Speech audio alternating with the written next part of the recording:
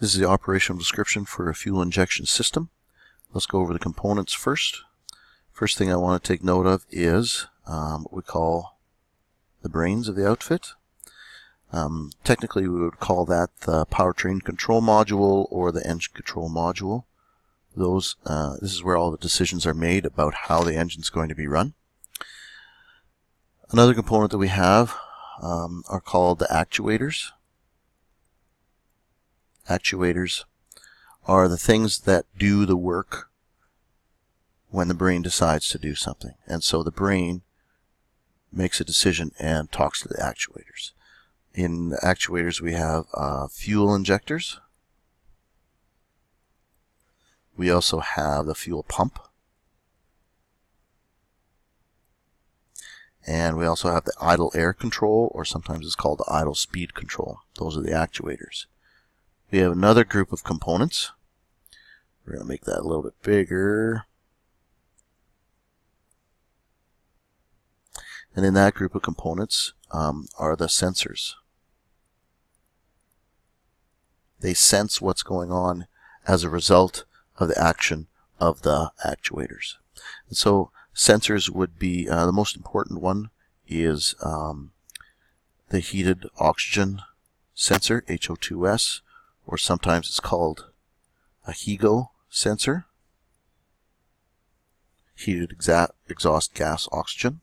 We also have something called the throttle position sensor, and we have a engine coolant temperature sensor, a mass airflow sensor, manifold absolute pressure sensor. We have the inlet air temperature sensor. We have a lot of different sensors that tell the brains over here what's going on in the world over here. So we have two types of systems. We have open loop status and we have closed loop status. When you start the engine, the brains listen to the sensors. When the brain listens to the sensors and it decides, okay, oxygen sensor is saying this, throttle position sensor, it's engine coolant temperature, the inlet air temperature, this is the temperature, this is the situation that it sits in for the whole system. And so that whole system, the sensors sense that and send a signal to the brains. The brains themselves look at the sensors and say, are those reasonable situations? Is that context correct? And if it is, then it takes that information and it processes it and decides to send a message to the fuel injectors to open in a certain way.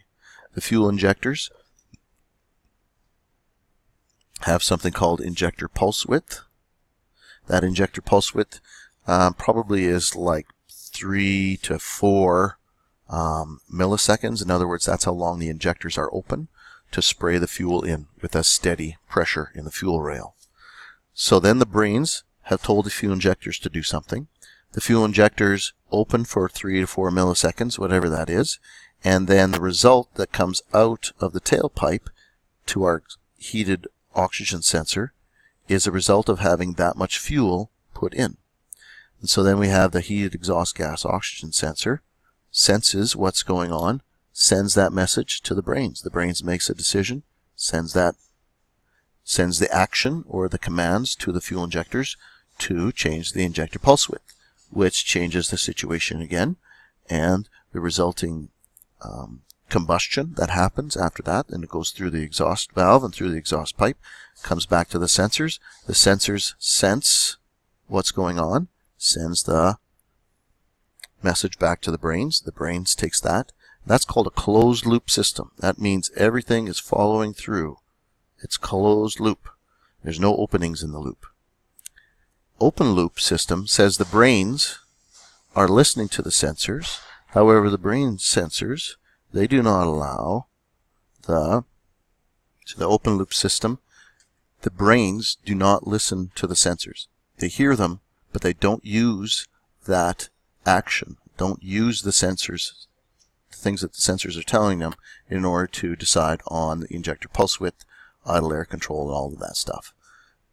It is an open loop usually when you start it up for the first time, and when you start it up, you get the heated exhaust gas oxygen sensor is not working yet because it's not warm enough yet. So the brain looks at some other things like the engine coolant temperature and the throttle position and says, this is what my injector pulse width needs to be. And it makes that decision because of situations that it's encountered before. So that's called open loop because the brain is listening to the sensors, but it's not using that information to actuate the actuators.